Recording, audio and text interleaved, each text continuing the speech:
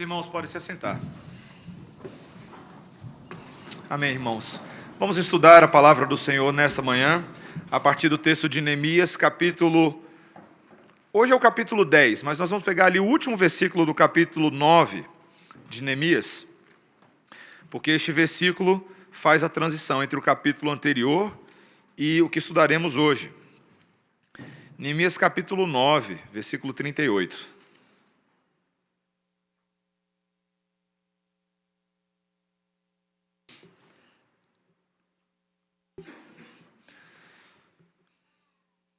A palavra do Senhor para nós nessa manhã diz assim, meus irmãos: por causa de tudo isso, estabelecemos a aliança fiel e o escrevemos, e selaram-na os nossos príncipes, os nossos levitas e os nossos sacerdotes.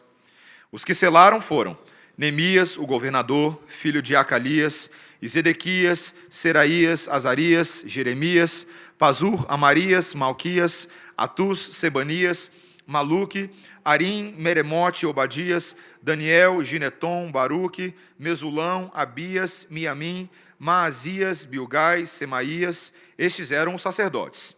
E os levitas: Jesua, filho de Azanias, Binui, dos filhos de Enadade, Cadmiel e os irmãos deles, Sebanias, Odias, Quelita, Pelaías, Anã, Mica, Reobe, Asabias, Zacur, Serebias, Sebanias, Odias, Bani e Beninu.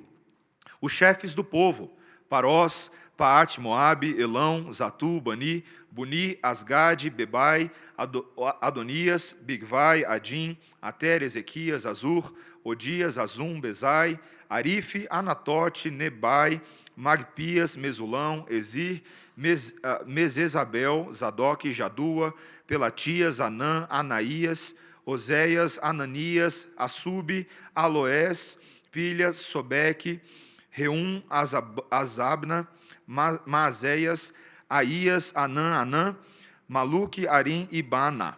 O resto do povo, os sacerdotes, os levitas, os porteiros, os cantores, os servidores do templo e todos os que se tinham separado dos povos de outras terras para a lei de Deus, suas mulheres, seus filhos e suas filhas, todos os que tinham saber e entendimento, firmemente aderiram a seus irmãos.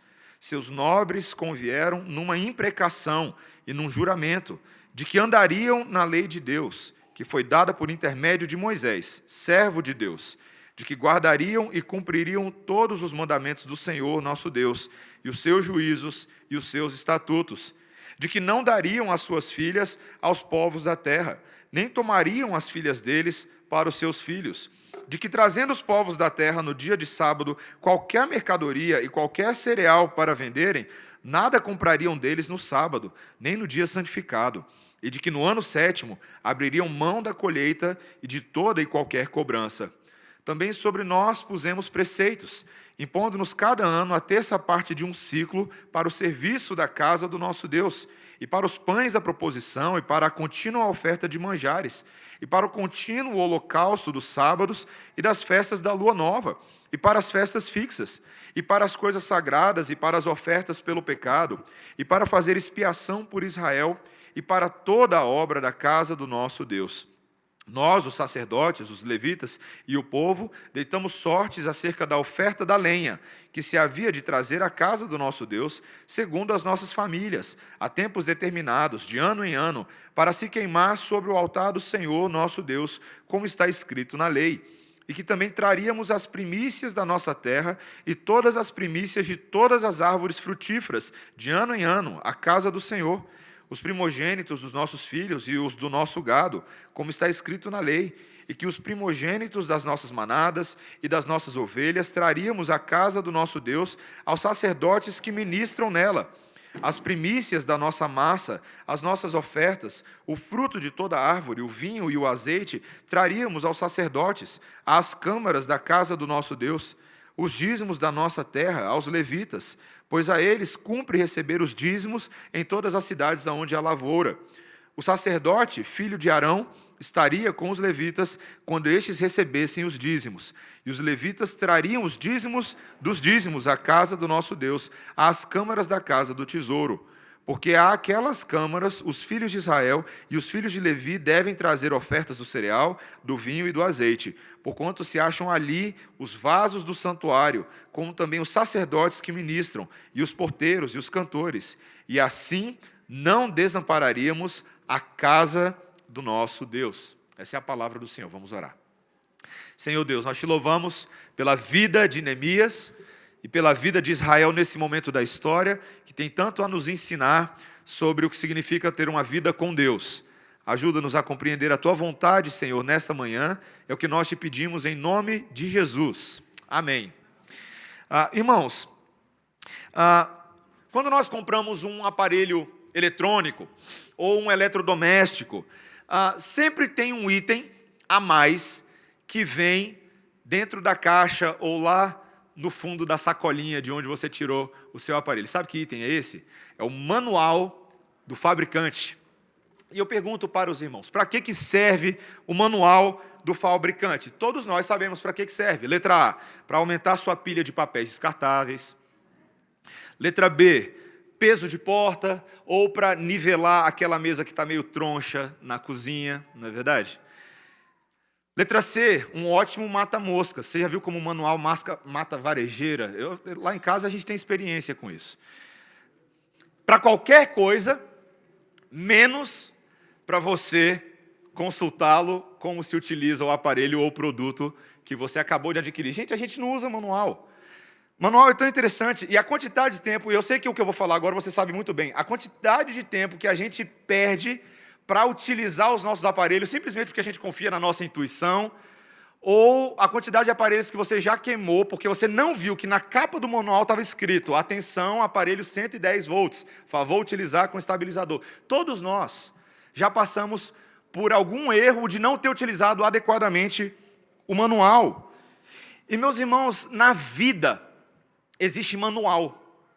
O fabricante deste mundo criou um manual para que as pessoas aprendam a usar esse mundo, a viver nesse mundo.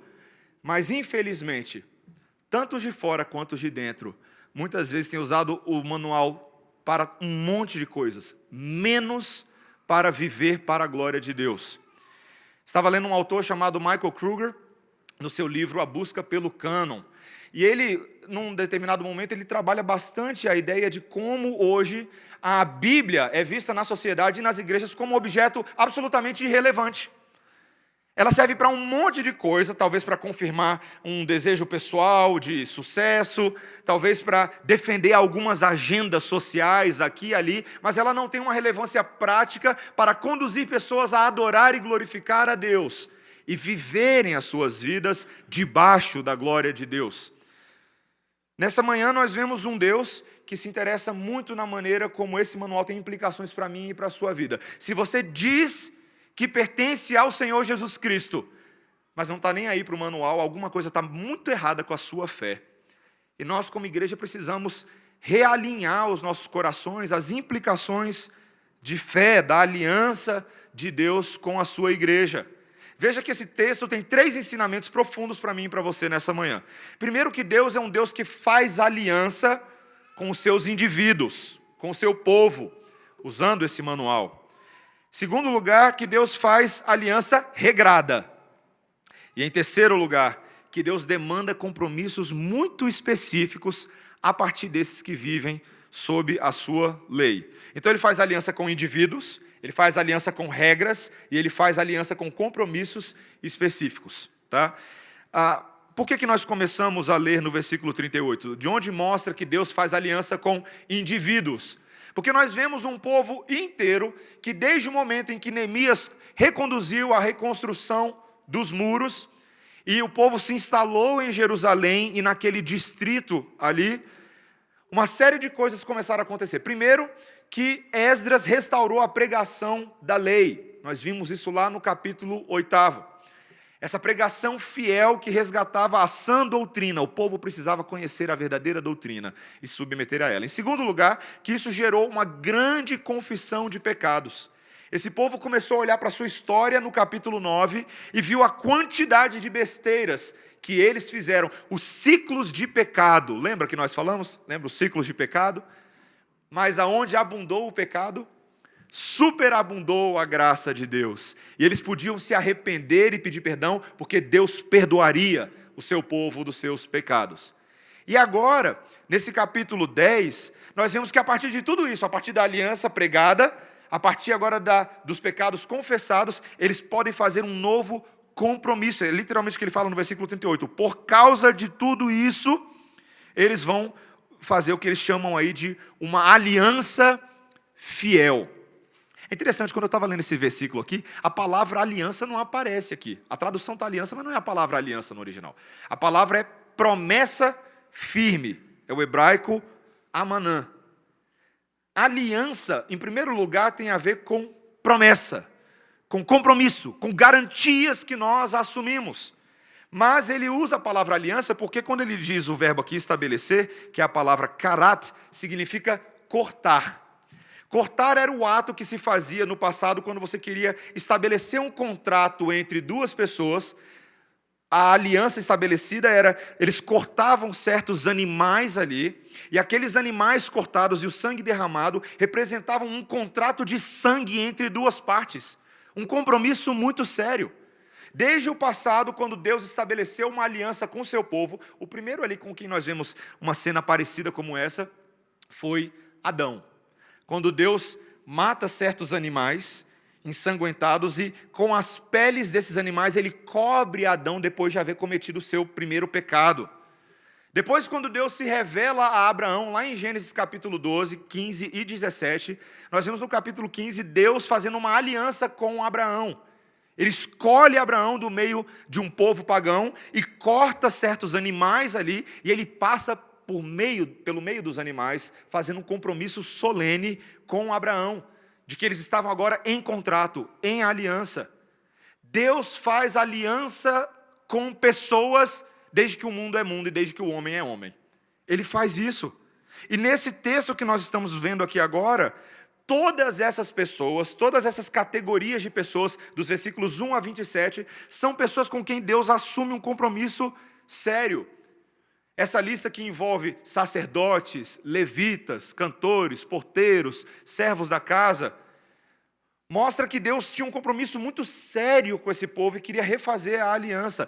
Tem algumas características dessa lista, eu não vou ler todos os nomes de novo, os irmãos viram como é difícil ler esses nomes, mas algumas informações para você. Uma coisa que eu acho interessante é que Esdras não aparece nessa lista.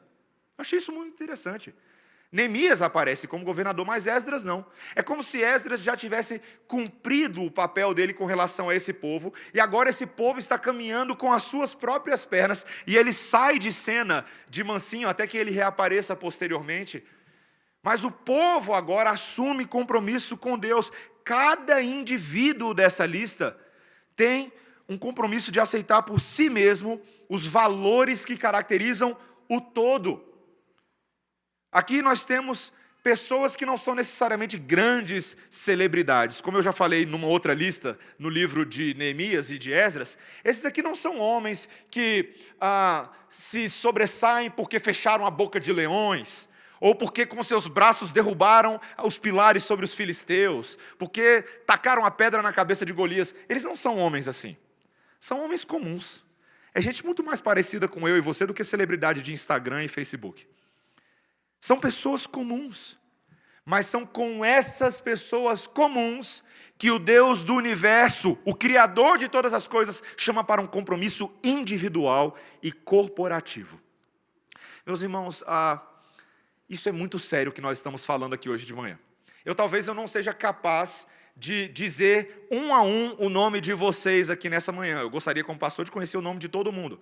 Mas talvez você ainda uma pessoa que eu não conheço tão bem, você está perdido na massa da igreja, e você todo domingo chega e se esconde ali no meio da multidão e assiste o seu culto e vai embora. Mas, meus irmãos, eu gostaria de dizer uma coisa com toda seriedade nessa manhã. Deus está fazendo um compromisso individual com cada um de nós.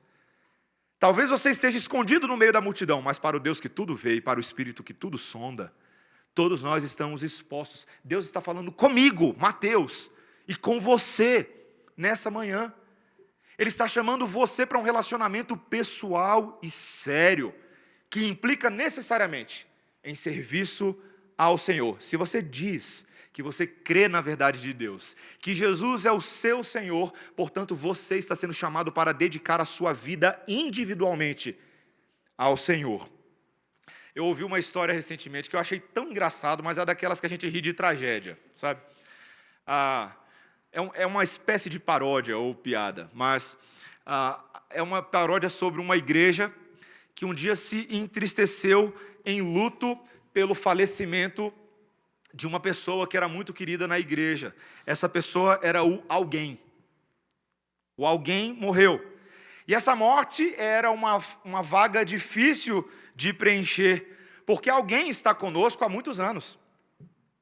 E durante todos esses anos, esse alguém sempre fez muito mais do que a parte de uma pessoa normal do trabalho da igreja. Sempre que a liderança era mencionada, alguém era motivo de inspiração. Alguém. E sempre que havia um trabalho a fazer, uma aula para ensinar, uma reunião para participar, um nome estava na lista de todo mundo. Deixa que alguém faz. Esse era um homem muito importante. Quando estava ali os maiores doadores da igreja, alguém sempre estava presente. Quando precisava contribuir com alguma coisa específica, alguém vai resolver o problema. Esse amado membro da igreja era uma pessoa maravilhosa e às vezes parecia sobre-humano. Ele dava conta do recado. Mas uma pessoa sozinha não pode fazer tudo. Todos esperavam muito de alguém. Então alguém se foi. E quem vai se oferecer como voluntário para fazer as coisas que alguém fez? E se você, meu irmão e minha irmã, for solicitado para fazer uma tarefa no corpo de Cristo, esperamos que você não responda, deixa que alguém faz. Esse alguém é você. O Senhor Jesus Cristo nos convida a nos vermos como esse alguém, porque Ele te salvou, porque você é alguém para Ele. E você passa a ser alguém também no corpo de Cristo. Para de terceirizar o serviço a Deus. Para de terceirizar a aliança com o Senhor. É com você que Ele está falando nessa manhã. Essa aliança com indivíduos, que é a primeira coisa que nós estamos vendo, é uma aliança também com regras. Veja que a partir agora dos versículos 28 e 29, esse é o nosso segundo ponto, uma aliança com regras. Veja que o pacto que Deus faz com esse povo é um pacto profundíssimo. A primeira coisa que ele diz aí no versículo 28 é que todas as pessoas, todas as famílias, os homens, as mulheres, as crianças, aqueles que tinham capacidade de entender alguma coisa, todos esses estavam sendo convocados para uma aliança com o Senhor. Isso aqui é muito importante, meus irmãos, porque é o seguinte, desde o Israel antigo, e nós vemos também no primeiro século, ali nos dias de Jesus, houve uma distorção do pecado que dizia que os homens tinham uma função mais importante na sociedade do que o restante das pessoas. Inclusive, muitas vezes, as mulheres não eram somente vistas como menor, mas as crianças eram vistas como estorvo, colocadas de lado. Mas veja que desde o princípio, quando Deus faz uma aliança, Ele não faz uma aliança somente com homens. Ele faz com as mulheres, com os familiares e com as crianças também. Todos são parte do povo de Deus. E os atos pastorais, os atos solenes feitos neste momento, são impressionantes. Uma das coisas que ele diz aqui nos versículos 28 e 29 é que o povo fez um juramento e uma imprecação. Interessante isso, né? O que significa dizer que o povo fez uma imprecação? Às vezes, quando a gente ouve essa palavra imprecação hoje em dia, você acha que alguém fazendo uma imprecação é falando um palavrão, reclamando da vida, mas não é isso. Uma imprecação, vou falar uma coisa chocante para os irmãos hoje de manhã. Uma imprecação é quando você invoca as maldições do Senhor sobre a sua vida. Quantos de vocês já invocaram as maldições do Senhor pela sua vida? Não precisa levantar a mão, não. Só queria saber se era uma prática corriqueira na sua família. Sabe o que eles estão fazendo aqui? Eles estão dizendo que o que vai acontecer com eles nesta aliança depende da obediência deles em relação ao Senhor. Se eles forem obedientes, Deus os abençoará. Mas se eles forem desobedientes, Deus os amaldiçoará. Meus irmãos, toda aliança sempre tinha sanções. Eu sei que quando você, talvez alguém aí seja do direito, da advocacia, quando você vai fazer um contrato tem uma série de cláusulas, e essas cláusulas estabelecem os direitos dos beneficiários, do contratante e do contratado também, mas também estabelecem os deveres, e as penalidades, as multas, as taxas que serão aplicadas no caso de uma das partes faltar com o seu compromisso. As alianças do passado, estabelecidas por Deus, eram exatamente assim. Depois você pode dar uma olhada em Deuteronômio, capítulo 28, 29 e 30. Deus, por meio de Moisés, estabeleceu uma aliança que tinha sanções. Se o meu povo me obedecer e me adorar e seguir a minha voz, esse povo vai ter a vida mais feliz na terra prometida que eu os darei. Mas se esse povo se afastar e for atrás de outros deuses e adorar a outros ídolos e me desobedecer, então eu os expulsarei da terra em que eles se encontram e farei as nações ao redor os julgarem e os perseguirem. Isso parece com alguma coisa que você conhece na Bíblia? Essa é basicamente a história do Antigo Testamento, não é, gente? Um povo que tinha tudo de bom, porém desobedeceram frontalmente à voz de Deus, e Deus fez exatamente aquilo que Ele prometeu que ia fazer. A gente nunca gosta de pensar na possibilidade da maldição vir sobre o povo da bênção, né? Mas isso revela o caráter do nosso Deus. Meus irmãos, a lei que foi dada por intermédio de Moisés, Moisés era um mediador da aliança, um homem que Deus invocou para subir lá no Monte Sinai, naquela montanha pegando fogo. E ali ele recebeu as tábuas da lei, que deveriam conduzir a vida do povo de Deus. O assunto era muito sério. Moisés registra lá no livro de Êxodo que ele sabia que Deus era fogo consumidor, e com Deus não se brinca. E assim, essas pessoas agora, esses israelitas, que já passaram pela bênção e pela maldição no passado, refazem os seus votos, refazem o seu pacto de que eles guardariam, como eles dizem aí no versículo 29, guardariam e cumpririam todos os mandamentos do Senhor nosso Deus e os seus juízos e estatutos. Eles estão reconhecendo que o contrato de Deus é bom. O pacto de Deus é bom, ainda que nos exija, mas ele é bom. Meus irmãos, é muito difícil hoje em dia para o ouvido pós-moderno e para nós que estamos acostumados com essa pós-modernidade tão relativista, é muito difícil falar de regras, não é verdade? Eu não sei se você já percebeu toda vez que você começa a falar de certas regras, as pessoas já começam, não, porque isso é regra para você, para mim não é.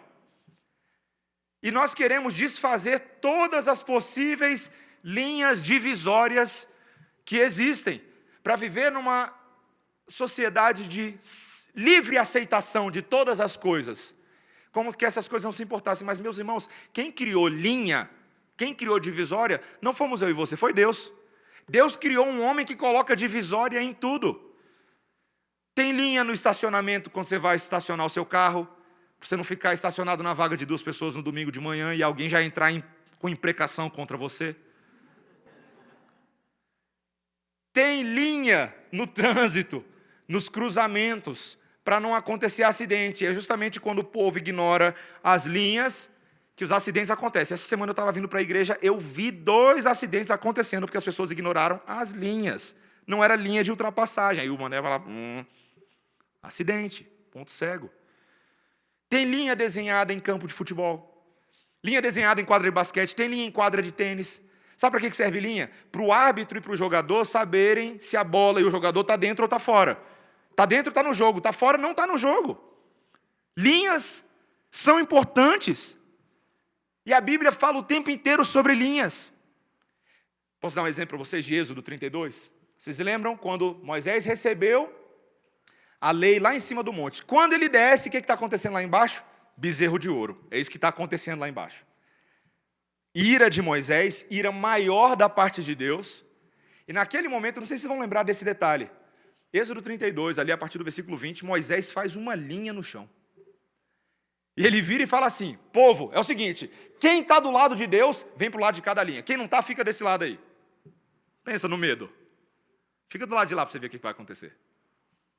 Se você está do lado de Deus e vai passar para o lado de cada linha, é bom você jogar o jogo do jeito que Deus quer, com as regras dele, do jeito do Senhor. Jesus adorava fazer linha no chão, vocês lembram disso?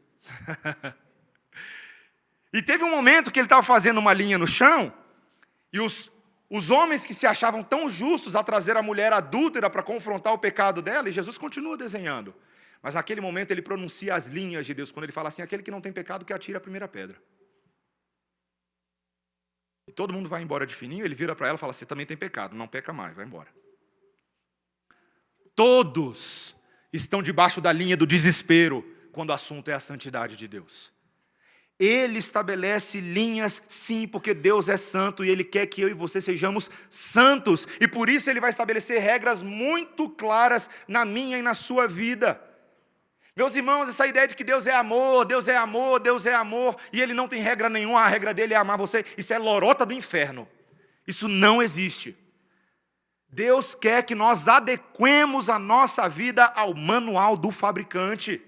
Ele tem regras para o casamento. Ele tem regras para a criação de filhos. Ele tem regras para como você trabalha.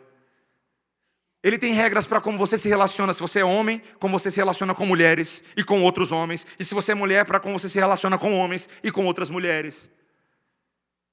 Ele tem regras virtuosas que permeiam todas as áreas da sociedade.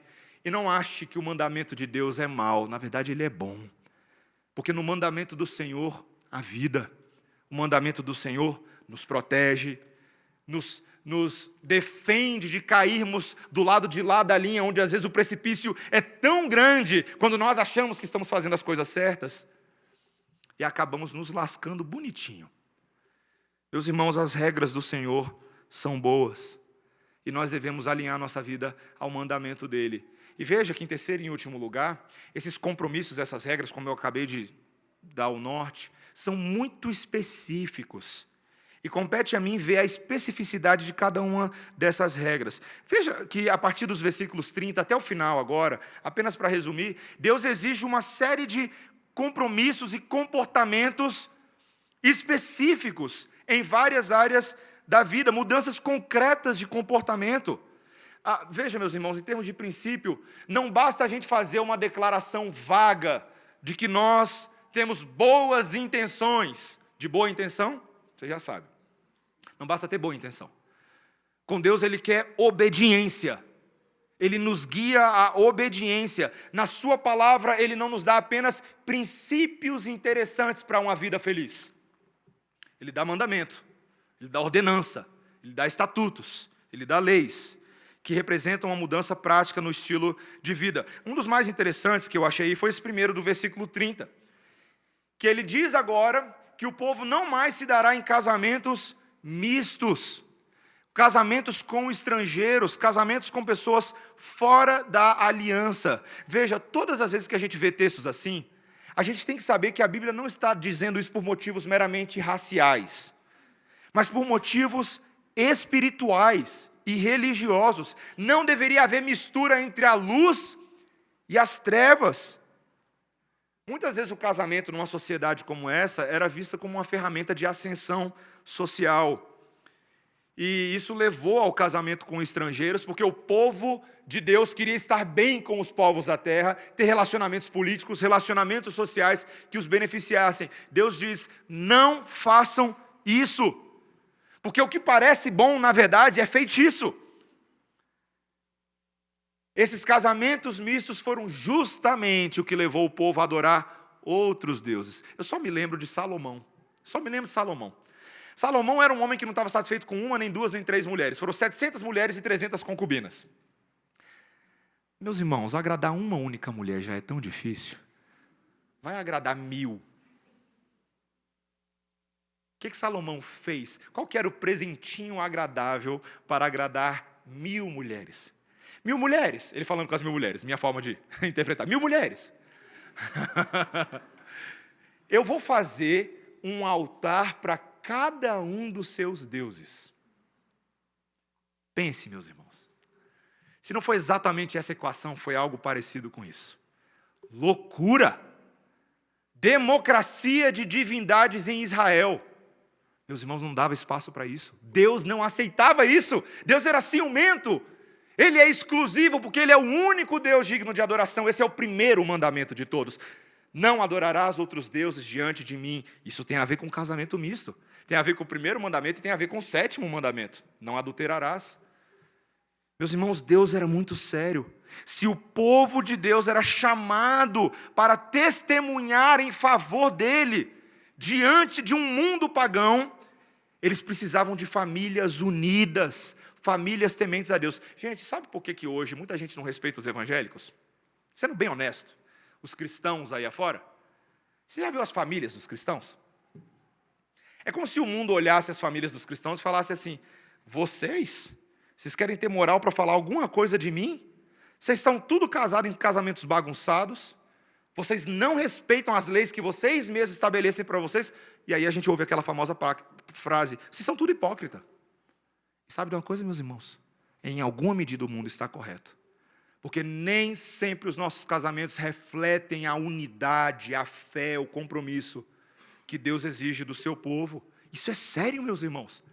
Eu sei que hoje muitos de nós muitos da igreja já entraram em compromissos que não podem mais ser desfeitos. E que compete a você hoje ser o mais santo possível dentro do casamento que você tem e da família que você tem. Mas você que ainda não entrou nesses relacionamentos, cuidado. Cuidado. Proteja-se. Seja fiel ao mandamento de Deus. E não ache que isso não vai ter implicações sobre a sua vida se você entrar em aliança com quem não é povo da aliança. Veja também que no versículo 31, ele passa a mostrar que agora eles preservariam o propósito do sábado santo. Isso agora tem a ver com o quarto mandamento. Eles dizem que vão evitar a compra e venda de mercadorias, de produtos estrangeiros no dia do Senhor. Meus irmãos, isso aqui é muito interessante. Eu estava lendo um comentarista para tentar entender o que possivelmente estava acontecendo aqui, e a informação é muito interessante. Parece que no final de semana, quando chegava ali no domingo santo, ou no sábado santo, no caso, era muito comum que os mercadores das regiões vizinhas viessem a Jerusalém para trazer os seus produtos. Claro que eles faziam isso em outros momentos da semana, mas parecia que esse era um dia mais favorável ao comércio. Os motivos podem ser diversos aqui, a gente não sabe. Alguns suspeitam que o próprio Sambalate e o Tobias, lá de trás, enviavam os mercadores para provocar o povo de Israel lá na terra deles. Vai lá ver se eles mantêm o sábado mesmo. E aí o que o povo fazia? Não vamos para a igreja, vamos para o comércio, vamos trabalhar, vamos fazer as coisas. Mas eles agora se comprometeram a não mais fazer isso. Detalhe, mesmo que isso viesse a prejudicar o seu comércio e o bom relacionamento com os mercadores. Pois quem não compra mercadoria, eu caço fora, vou buscar outra vizinhança. Meus irmãos, esse povo estava entendendo que havia aqui um conflito de deuses.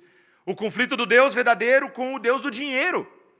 E que a sedução do dinheiro entraria em conflito com a necessidade de adoração a Deus, de descansar no Senhor, de santificar esse dia, como o quarto mandamento dizia: lembra-te do dia de sábado para o santificar, separar, consagrar para um propósito específico. E meus irmãos, ao decidir honrar Deus em primeiro lugar, eles também estavam se recusando a fazer do dinheiro o seu Deus. É tão interessante como a nossa cultura está cheia de Sambalate e Tobias, frequentemente nos forçando a fazer uma escolha entre o Deus verdadeiro e os falsos deuses no domingo. Não é verdade?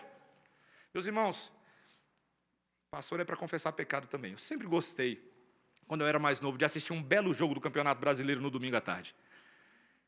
E eu sei que vocês, homens, também gostam disso. E eu não estou aqui para falar que você não deve... O meu ponto não é falar que você não deve assistir jogo de televisão no domingo. Eu não vou estabelecer a regra aqui. Eu quero mostrar um princípio mais profundo. Eu quero mostrar onde é que está o seu coração quando você está fazendo certas coisas no domingo. Porque a sedução dos deuses do esporte, a sedução dos deuses da caminhada no parque no domingo de manhã, a sedução dos deuses do famoso almoço de família que não tem hora para acabar e perdemos o horário do culto. Meus irmãos, esses deuses são tão sorrateiros, tão sorrateiros. Até coisas boas e legítimas que o Senhor nos deu para fazer podem acabar ocupando o espaço do nosso coração. E nós não adoramos a Deus do jeito que Ele quer nesse dia, adoramos as coisas criadas e não o Criador. Analise os seus hábitos de trabalho, de estudo. Por que você só pode estudar mais do que todos os dias no dia do Senhor? Por que você só pode deixar para fazer todas aquelas outras coisas no dia do Senhor, em vez de programar a sua agenda melhor durante a semana, em vez de ficar gastando tempo com Facebook e Instagram o tempo inteiro? É assim que a gente é. Nós temos que ser regrados. Eles estavam agora estabelecendo uma série de regras que envolviam, inclusive, no versículo 31, cancelar os débitos no 7º ano. Havia uma lei em Israel, Êxodo 23, versículos 10 e 11, que dizia que o 7º ano era o 7º do perdão da dívida. Porque Deus havia organizado tudo, não só a semana em 7 dias e o 7º de descanso, mas Ele havia organizado também os anos para que escravos, para que pessoas em grande débito fossem libertos das suas dívidas. Era o ano da dádiva, o ano sabático, o ano da generosidade. Eles deveriam abrir mão da colheita de toda a tributação de juros. Meus irmãos, nós somos assim. Nós somos tão tomados pela verdade de Deus, a ponto até de, inclusive, perdoar dívidas de pessoas. Quando eu digo perdoar, é perdoar mesmo. Você não tem mais dívida comigo. Esquece, você não tem mais um débito. Isso é muito sério. Veja que não era uma regra só para o povo, mas os próprios sacerdotes e levitas se submeteram. Nos versículos 32, 33, 34, eles mesmos se impuseram tributos para retomar o ciclo de ofertas no templo, para retomar as datas especiais previstas na lei cerimonial. Eles, inclusive, o versículo 34 diz que o povo todo agora entrou na escala da madeira. Sabe o que é isso? Todo mundo agora tinha que trazer a madeira que seria utilizada para queimar nos altares. Só que ninguém tem madeira o tempo inteiro. Então tinha uma escala agora. Eles literalmente, o texto fala que eles fizeram um sorteio. E cada momento do ano, uma família, um grupo de pessoas trazia a madeira. Já imaginou? A gente tem os altares aqui na frente da igreja.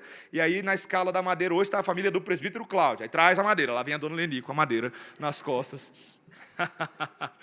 Na semana que vem é a família da Clarissa. E ela vem com a madeira nas costas só porque ela fez aniversário esses dias. Você já imaginou? Compromisso de adoração tem a ver com serviço.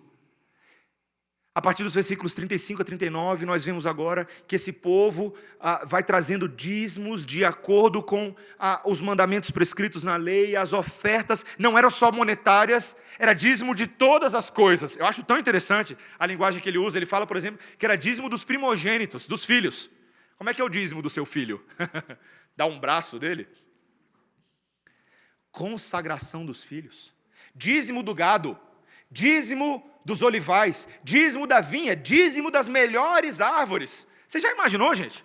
Como é? Esse povo não tinha carro, esse povo não tinha caminhonete, esse povo chegando na igreja, no espaço para adoração, com aquele bando de coisa e colocando aos pés dos sacerdotes, levitas, porteiros e cantores, para que eles administrassem as ofertas. Sabe o que a lei queria fazer? A lei queria ensinar ao povo, ressuscitar na cabeça deles, de que todas as nossas vidas estão aos pés do Senhor para adoração.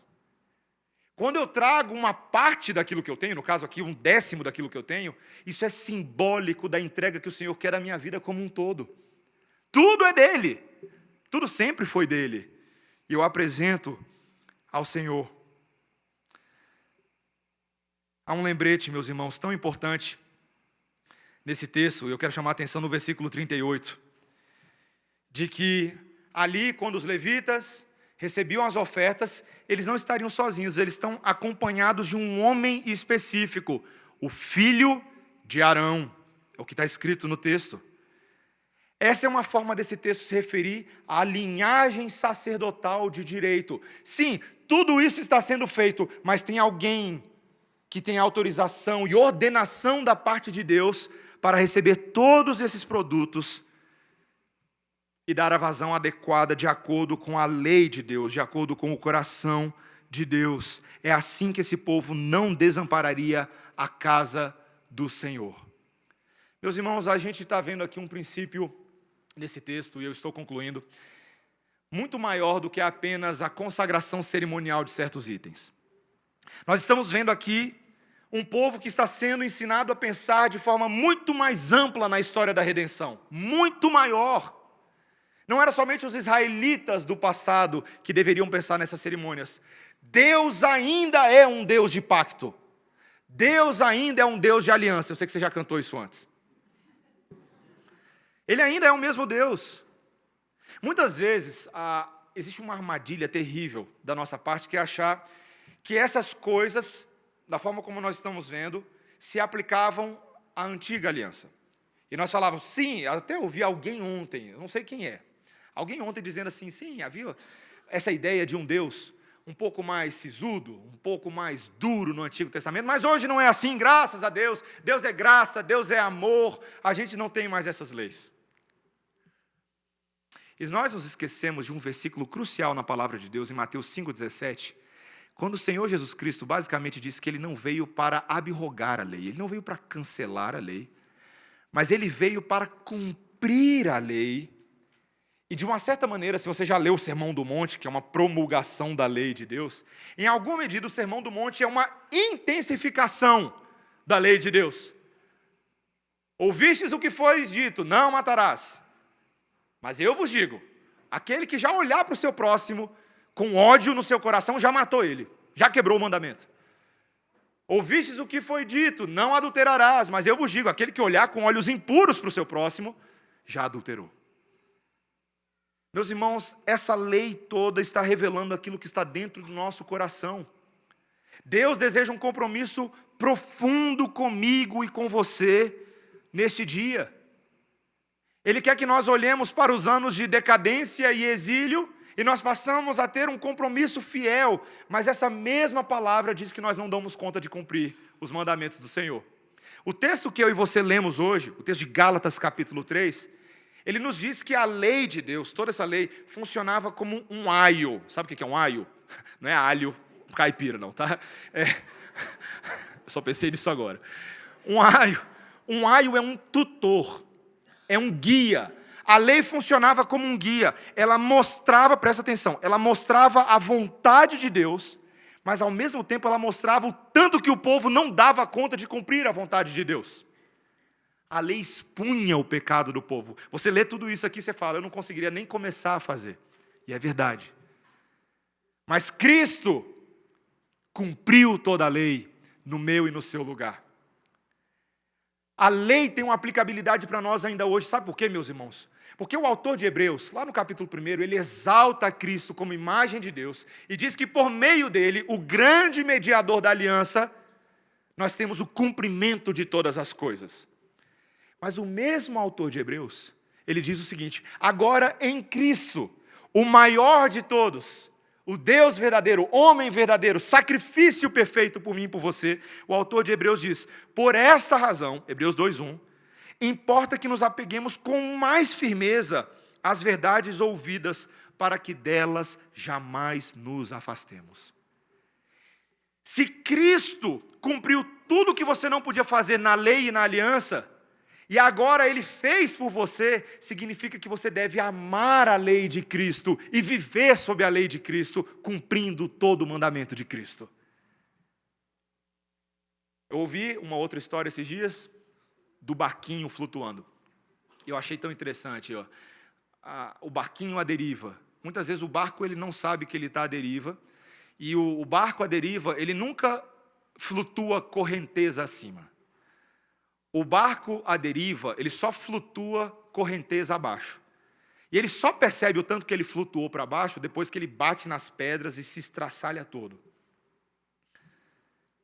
Tem muita gente hoje em dia, meus irmãos, que diz que é crente, que está na igreja do Senhor, mas é como um barquinho flutuando. Ele não quer remar. Ele só flutua, ele está aproveitando as bênçãos, a graça de Deus. Mas ele acha que essa graça é para torná-lo passivo e inerte diante da lei do Senhor, e isso não é verdade.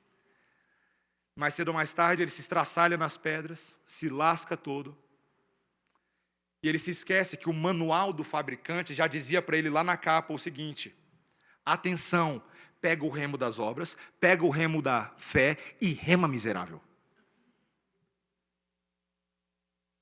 Para que Deus te salvou?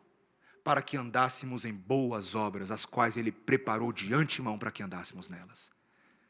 Você foi salvo não pela lei, porque você não podia, Mas você foi salvo para viver e amar a lei do Senhor. E aplicá-la em todas as áreas da sua vida. Meus irmãos, Satanás é muito sábio. Na sua astúcia, ele não está... Sabe, Satanás não está assim tentando tirar muita gente da igreja, não. Muitas vezes a estratégia dele é deixar a pessoa dentro da igreja. Quietinha, calminha, sem fazer mal a ninguém. Mas esse não é o povo de Deus. Nós somos o povo do pacto. E Jesus, quando instituiu a ceia, ele disse aos seus discípulos, lá em Mateus 26, o seguinte: este é o meu sangue, o sangue do pacto, o qual é derramado por muitos para a remissão de pecados. E Hebreus 8:10, o pacto que farei com a casa de Israel é este, depois daqueles dias, diz o Senhor. Presta atenção. Porei as minhas leis no seu coração, no seu entendimento, e no seu coração as escreverei. Eu serei o seu Deus, e eles serão o meu povo. Isso é pacto. Isso é pacto. O Senhor, nessa manhã, está nos relembrando disso. E eu quero fechar dizendo que eu confesso aos irmãos que essas últimas semanas têm sido um pouco difíceis espiritualmente para mim. Sabe por que está sendo difícil, meus irmãos? Porque Deus está agindo por meio da palavra. E dói no nosso coração. Mesmo quando é pastor da igreja, ter que admitir que quando você vê o Espírito falando por meio da sua palavra, não tem para onde correr, né? Principalmente quando você está sozinho, né? Você olha para um lado, olha para o outro, é comigo. Tem que mudar. Tem que mudar. Isso vale para todo mundo. Valia para o sumo sacerdote, como valia para a criancinha pequenininha. Tem que mudar. Que o Senhor nos ajude, meus irmãos, a não usar o manual do fabricante só para ficar consertando a mesa troncha. Bíblia não serve para isso. Bíblia não serve para ficar aberta no centro da sala para dizer, ó, que bonita ela pegando pó. Bíblia serve para ser escrita no meu e no seu coração, para que a gente ame e se conforme à lei do Senhor. Amém? Vamos orar, irmãos. Senhor Deus, nós te louvamos nessa manhã, porque o teu manual é para aqueles navegadores que muitas vezes estão à deriva. E, Senhor, nós te louvamos porque nessa manhã a tua palavra diz, acorde, acorde, igreja do Senhor, acorda, ó tu que dormes. Senhor, ajuda-nos a tomar nas mãos o remo da fé e das obras e agirmos, Senhor, corajosamente.